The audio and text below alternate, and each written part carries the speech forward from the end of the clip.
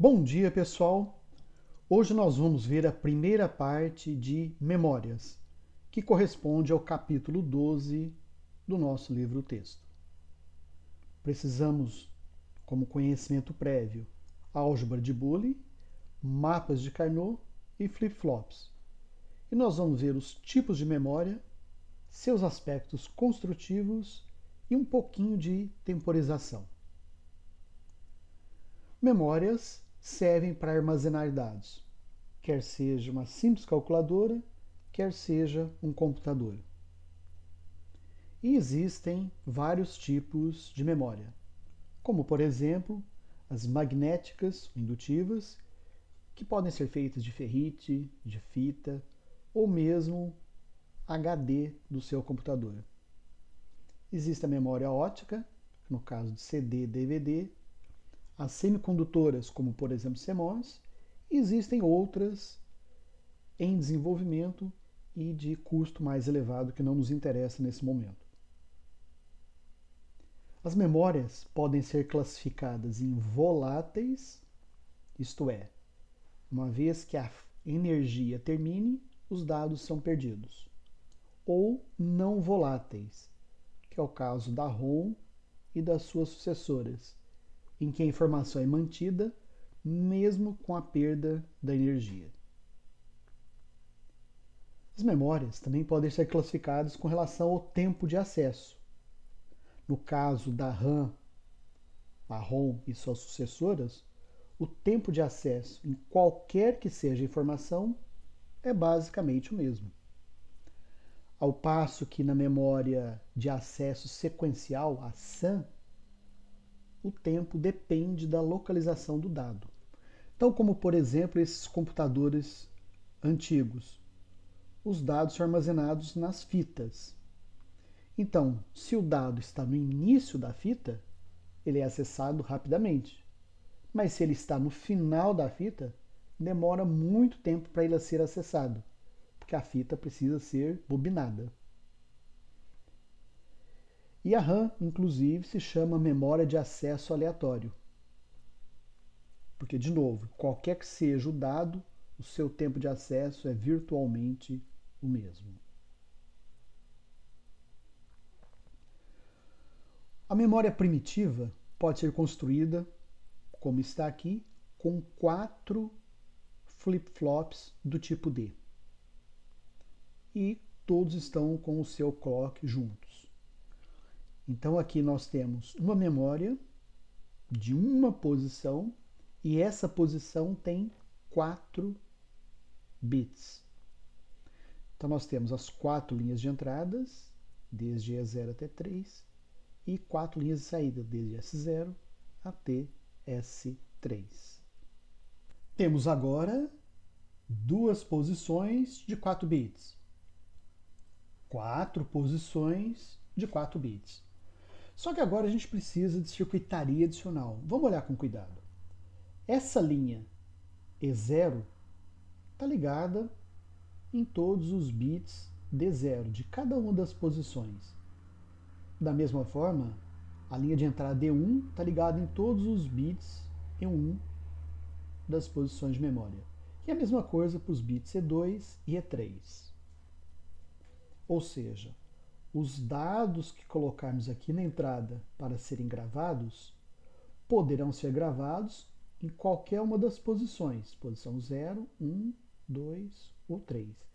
Quem vai definir isso é esse demultiplexador que está na entrada.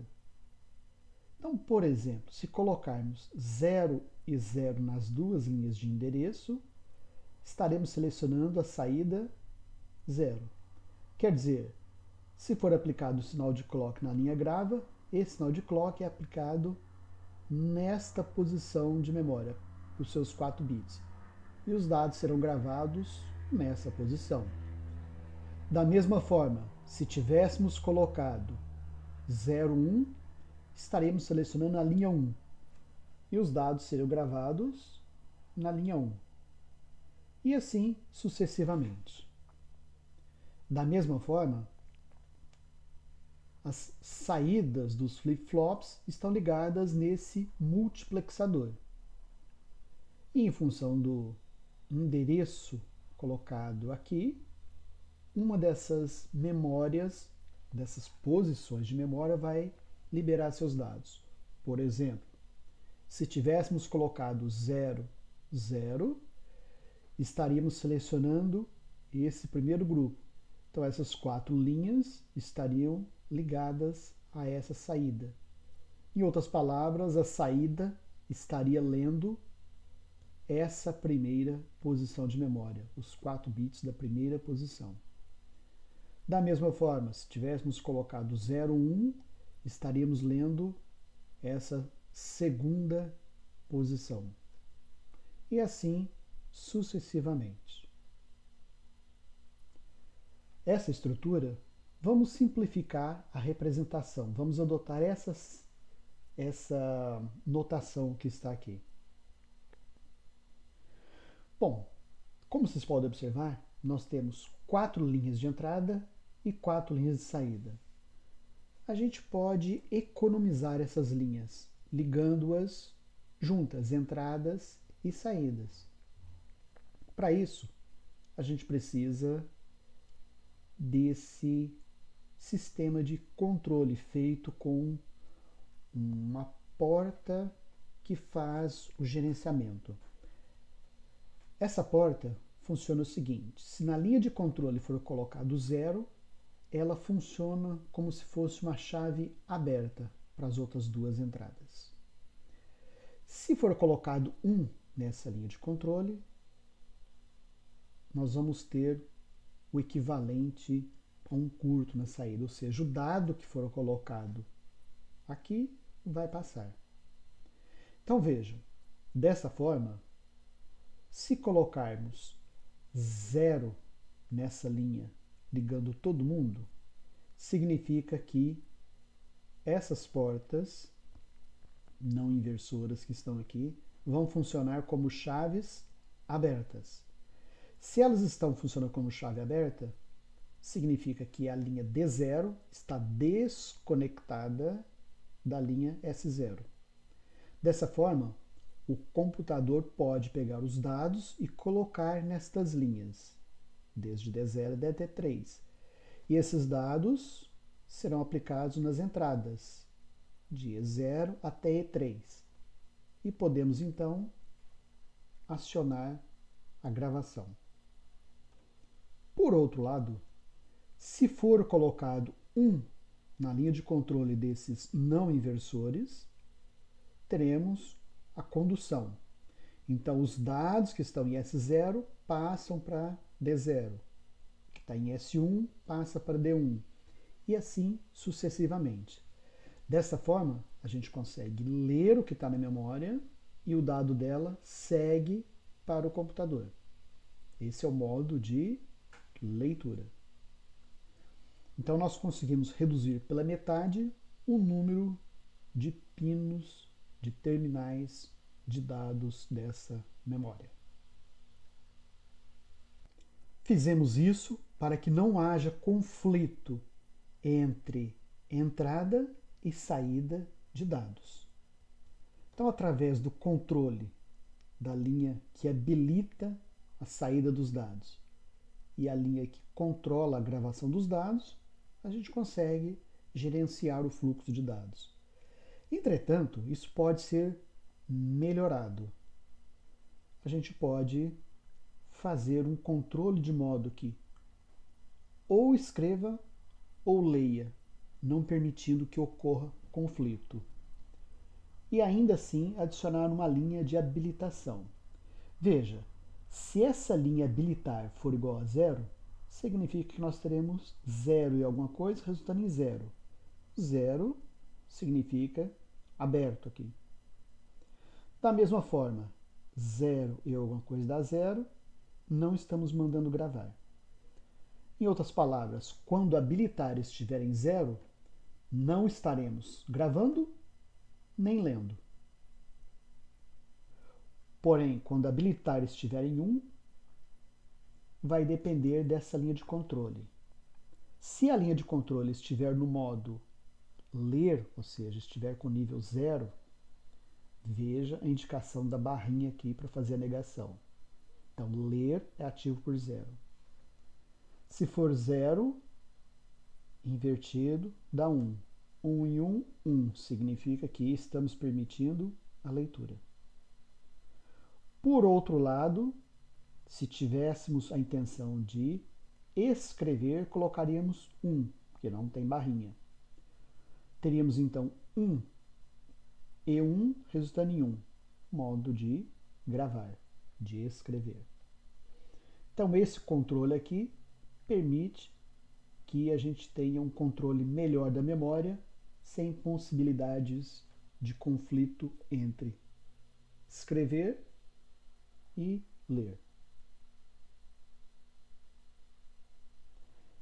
E a memória, então, daqui para frente, será representada com as linhas de endereço, as linhas de dados, a linha de ler e escrever e mais uma linha de habilitar. E aqui vale uma observação muito interessante. Na maioria das memórias, a habilitação é feita por nível baixo. Por isso que tem essa bolinha. Ou apareceria habilitar barrado, que não corresponde ao desenho. Vamos ver agora as memórias não voláteis. Para a gente entender o seu funcionamento, nós temos aqui a estrutura de um decodificador e de algumas portas OR. Lembrando que essa estrutura aqui é basicamente a mesma vista lá em PLD, dispositivos lógicos programáveis. Então vejamos. Se for colocado o endereço 00, significa que estamos selecionando a linha 00. Isto é, essa linha está em 1 e as demais estão em 0. Se essa linha está em 1, significa que D3 estará em 1 e D0 em 1. Então, significa que para o endereço 00, os dados que nós temos na memória são 1, 0, 0, 1. Se agora colocarmos 1, 0, 1, estaremos selecionando essa linha. Essa linha fará com que D0 seja 1, D3 seja 1, D2 seja 1, D1 seja 1, e como não tem ligação nenhuma para D0, D0 será 0, que é o que nós temos aqui nessa segunda linha. E assim para as demais posições. Só que, de fato, as primeiras memórias não eram implementadas com portas lógicas. Elas eram implementadas com diodos. Recapitulando, diodo, no contexto aqui de memória, vai ser analisado da forma bem simplificada. Se o terminal VA tiver no potencial superior ao VK, ou seja, se o anodo estiver no potencial superior ao catodo, há condução. Caso contrário, está aberto. Sabendo disso, vamos supor que nós tivéssemos colocado 0 e 0. Estaremos selecionando a linha 00. Ou seja, essa linha estaria em 1 e as demais linhas em 0. Essa linha estando em 1, nível alto, através do diodo, temos nível alto em D3. Da mesma forma, temos nível alto em D0. E não há conexão para D2 nem D1, sendo que D2 e D1 estão ligados via resistor ao terra, ou seja, estão com potencial 0. Então temos 1, 0, 0, 1, que é o conteúdo, então, da primeira linha.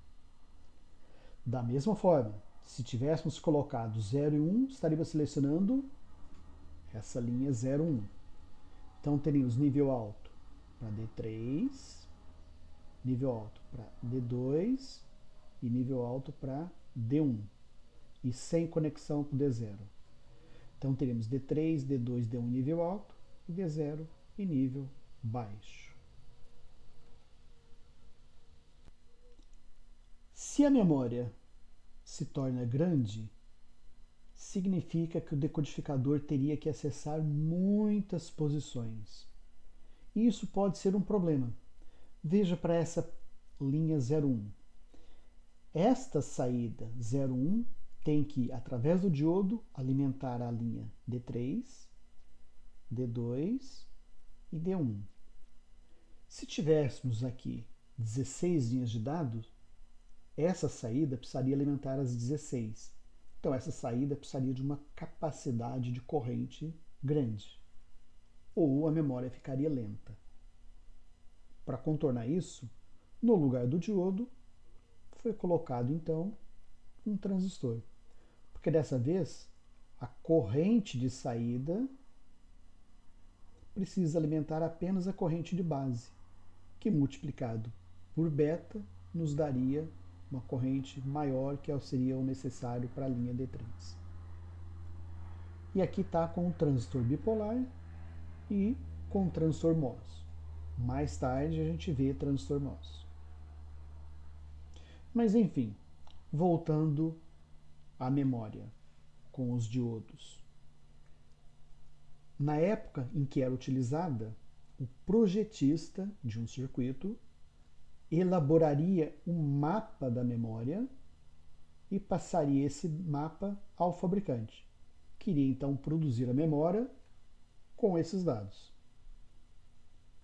Quer dizer, demanda tempo e se eventualmente o projetista errar, tem que pegar a memória, jogar fora e mandar fabricar uma outra. Para contornar isso, o fabricante fez então toda uma estrutura em que havia diodo em todas as localizações, em todas as posições, e esses diodos tinham um elo fusível. Dessa forma, o projetista comprava a sua memória virgem e queimava o diodo onde desejava 0 e mantinha intacto onde desejava 1. Então, se fôssemos implementar o mesmo mapa anterior, queimaríamos nessas posições. O que é muito mais conveniente, porque afinal de contas, se errar o projeto, não precisa mandar para o fabricante para fazer outra. E não precisa ficar esperando fabricar outra. Bastaria queimar uma nova memória. Também teve a sua versão com os transistores, como mencionado antes, para não sobrecarregar as linhas do decodificador. Teríamos então transistores em todas as posições e onde o cliente desejasse 0, bastaria queimar o fusível. Da mesma forma, com o transistor MOS. Vamos fazer agora uma paradinha na memória e ver o transistor MOS de forma bem simplificada, apenas para entender as próximas memórias. Temos aqui então um substrato de silício dopado do tipo P. Temos duas regiões com dopagem do tipo N. Entre as duas regiões há uma camada de óxido de silício, que é um isolante, um dielétrico, basicamente vidro, e em cima dela há uma outra camada agora de condutor. Então forma-se aqui basicamente um capacitor. Se aplicarmos uma diferença de potencial positiva nessa placa com relação a um dos terminais, significa que estamos colocando cargas positivas nessa placa. Por espelhamento, nós temos elétrons embaixo da placa. Esses elétrons são provenientes da fonte que vêm para essa região. Muito bem.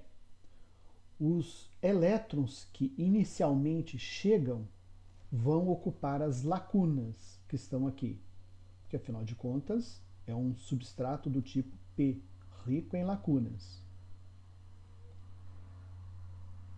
Depois desses primeiros elétrons ocuparem as lacunas, novos elétrons que chegam têm que ocupar as órbitas superiores, a órbita de condução.